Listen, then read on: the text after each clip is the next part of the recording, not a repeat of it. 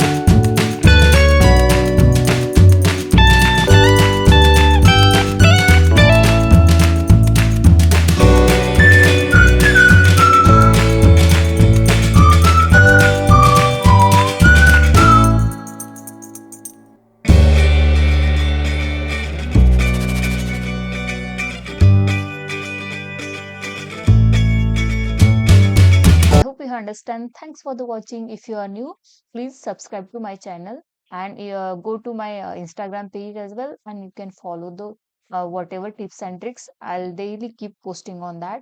So thanks for the watching. Thank you.